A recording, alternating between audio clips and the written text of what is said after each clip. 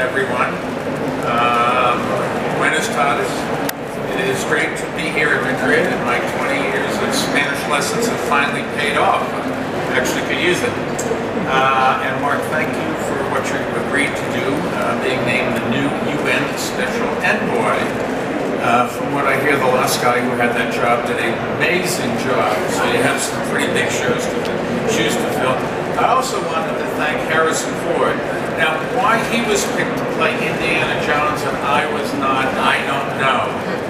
But anyways, one of those mysteries of Hollywood. Governor Bill Ritter is one of the climate leaders. Thank you for everything you do. And Claire, don't screw it up. COP26 next year, we're depending on you. We will all be there, and looking forward to it. The reason that I am here in Madrid is really very simple. I am here because no one from the White House is here. Through Bloomberg Philanthropies, we've helped build a coalition of mayors, governors, business leaders, and others remain committed to filling out our end of the Paris Climate Agreement. Bloomberg Philanthropies helped fund this important international gathering. We also brought on the experts from the Obama administration who are measuring and managing America's climate performance and progress. And now they're continuing their critically important work, and that's what we are presenting today. It is not a stretch to say that the climate crisis is the greatest threat facing humanity. More than 2 years ago, I joined up with Jerry Brown, who was then governor of California, to rally the American people around the Paris Climate Agreement. So far, we have galvanized nearly 4,000 allies, cities, states, and businesses, all dedicated to meeting our climate goals. We call this effort America's Pledge, and we are fulfilling it. And just to give you a sense of the size and the scope, America's Pledge represents 68% of American gross domestic product, 65% of the U.S. population, and more than half of U.S. emissions. Put it another way, if we were our own country, we would have an economy larger than China's or any other nation in the world except the entire United States itself.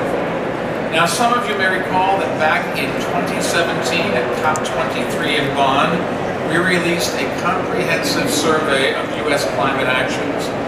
Last year, at the Global Climate Action Summit in San Francisco, we released what was the most robust assessment of the impact of those actions. And today, here in Madrid, building on that foundation, we are glad to release our look ahead to the year 2030 and share what an ambitious federal climate policy could accomplish in the decade ahead. Our new report is entitled Accelerating America's Pledge, Going All In to Build a Prosperous Low-Carbon Economy for the United States. In the report, we detail what we need to do to fight climate change and grow our economy at the same time. We must accelerate towards 100% clean electricity and energy, decarbonize buildings, transportation, and industry, and enhance the carbon storage potential of our forests, farms, and wetlands. Now, in a moment, I will officially present our report to Secretary Espinosa, something that America had an obligation to do before it dropped out of the climate agreement.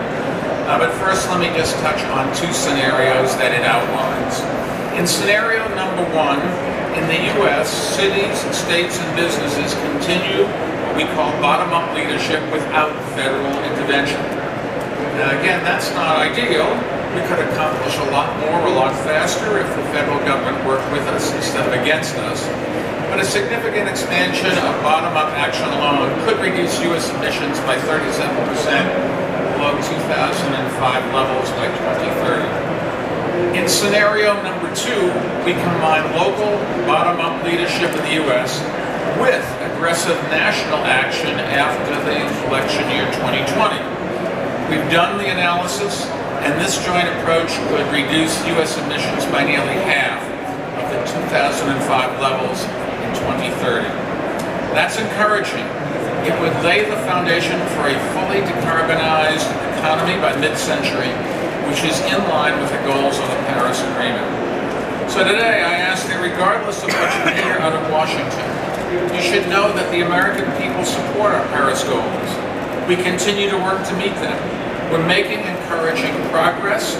We're looking forward to this November's election and a new president in 2020. We have to have America as part of the solution, and I'm determined to try to make that happen. We have the roadmap to drive the progress that we need over the next decade, and while I'm in Madrid, I'm meeting with environmental and business leaders from around the world so that we can plan our next steps together on bottom-up actions, climate finance, national policy, and more. Mother Nature doesn't wait on any election calendar, so neither can we. And now, as promised, I would like to have the Secretary come up here. The Secretary is Secretary, this is America's Vanessa Espinosa. Madam Secretary, thank you for joining us and for your continued leadership. I'm glad you got to get here. Sorry for the fog. I apologize to the Spanish government for that. Would you please say a few words and accept this, as this is America's answer filling in for what the U.S. government did not do. He said, we're all in, and we need to continue.